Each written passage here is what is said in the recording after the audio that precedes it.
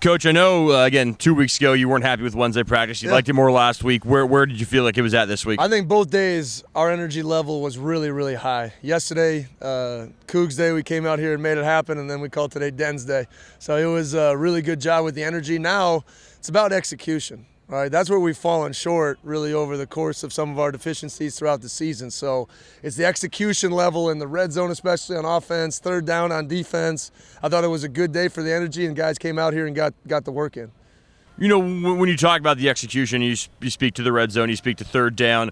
You know, when it comes to on the field, what is it? Is it one or two things you're really noticing that are kind of preventing that from being successful? I think anytime, like I said, the margins are thin, it's guys doing their job in certain areas, right? And not being not just on the same page, but just going out there and executing your job. I mean, football, you can't do it alone. It's 11 guys on sync, on timing, and on technique. And that's what we got to be more so than we've been the last few weeks. So, and that's on both sides of the ball, and that's in special teams. We're still searching for a game breaker in the special teams phase. So relying on technique, especially when things aren't going, the way we want them to or expect them to, that's when you got to trust what you've been taught. Go down the list here. Lincoln, Dave, DP, Quinn, all the guys, Shaw, the guys have been nicked up. You have an update on those guys? All of them practiced today. So all of them practiced today. Excited about probably getting the majority of those guys back. We'll see what game day brings.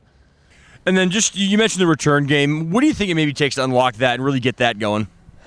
Well, I think we've been neutralized a little bit. The kickoff game, has really been neutralized just by the kickers. Obviously Thieker's been great, and then our opponents. We got to be more physical at the point of attack. I think the kickoff return game in space is very difficult, and we got to be better at that. Once we took Lincoln off of it, he was kind of our fire starter there a little bit. We'll see if we want to put him there the last couple weeks. And then punt return is the one we really got to be better at. I think our punt game's been phenomenal. Isaiah, we just got to get him loose on a couple things, and there's a finish factor to doing that. But we're close. We're close. With Javinsky running the ball, what did you see out of him in his first start the other day? Well, I thought Javinsky was very decisive and downhill, and I think that's what we've been missing a little bit at that position. And he just does it with max capacity, max effort.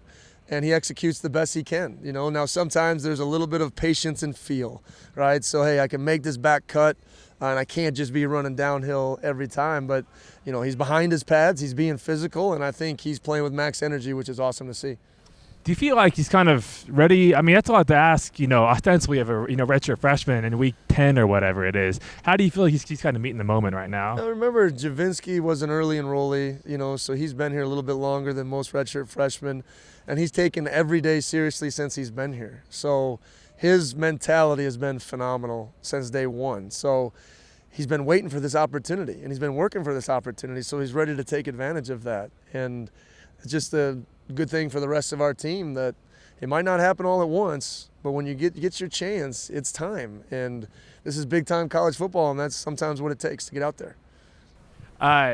RJ is still, getting pressure, pretty consistently, but has not had a sack since I want to say the Wisconsin game.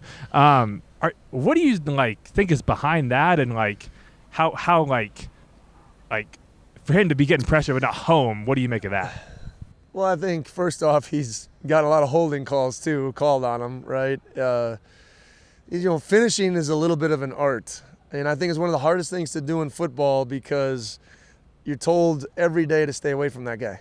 And then all of a sudden in the game day, well, let's get him down. Credit to a lot of the quarterbacks we've been facing that they can elude pressure. But there's a physicality and just a finish aspect. Like the one on Saturday, I think he probably tried to pry the ball out instead of just getting the guy down. So just finishing those phases. And Saturday was a good example. We had free runs. BJ had a free run at the quarterback. I want to say Bobby Terrell did too. And it's hard to get those guys down when you're just clean. So the finish factor will be important. Cal doesn't give up a lot of sacks unless it's to Utah. So we will get opportunities, but we got to get them behind the sticks. Yeah, what do you make of Cal's defense right now? Well, I think it's interesting really studying them. They've been very similar to us over the course of time. 4-down, cover 3, man, quarters. Been a little bit more diverse, and some injury stuff has really gotten some young guys out there. But once again, a program, you talk about Cal, normally Coach Wilcox and Coach Sermon have that defense rolling. They've just been on their heels. Now, they've played 3 of the best offenses in the country, 3 of the top 7 maybe. So you take all that with a grain of salt, but we got to stay on attack mode because we can do that too. So we got to find ways to take advantage of, some young guys that they have out there, but it starts with protecting the quarterback. Their strength is the defensive line. So if we can go out there and protect, I think we'll have a pretty good day.